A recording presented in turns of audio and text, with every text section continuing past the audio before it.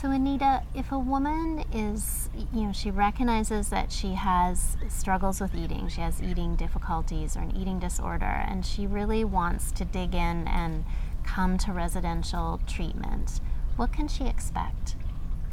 Well, I think the very first thing is a feeling of safety, because it's really scary, right? When somebody chooses recovery, they don't usually know what they're choosing. They know what they're wanting to get away from, but they don't know what they're moving towards. And so I think when they come here, for example, we try to create a kind, safe container for them to explore some things that have been very difficult for them, and often the very things that have fueled the eating disorder. Because eating disorders are when we have unconscious, and all that means is out of our awareness, emotions and maybe intuitions. They drive the eating disorder thoughts and behaviors.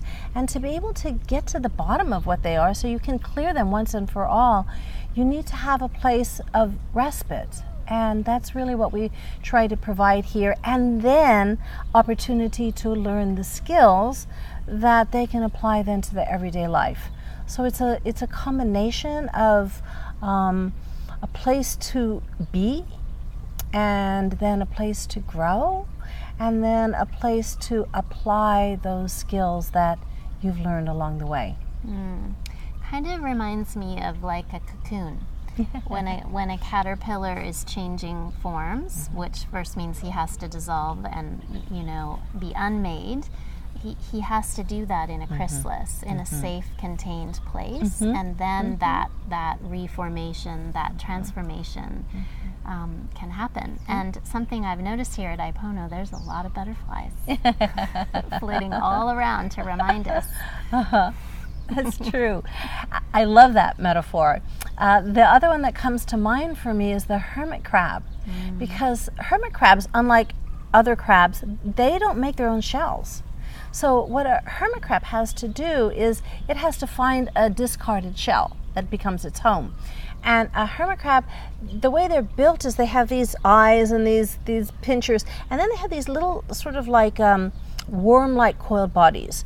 And so what happens though is for the hermit crab, as it starts to grow, it outgrows its shell. And if it doesn't leave the shell, it'll die, because it's growing and growing, but the shell is not growing with it. And so what a hermit crab has to do, there's a period of time where it's very vulnerable when it's left its old shell and before it's crawled into the new shell. I mean, a bird could come down and have it for lunch or whatever. And so there's this vulnerability that I perceive when people come here. This willingness, this brave willingness to say, okay, I need a little stretch of time where I'm leaving the old, but I haven't yet found the new. And so what we try to do here is to try to create a safe place for that. Until they're ready for their new and bigger shell. And have found it. Yeah. Okay. That's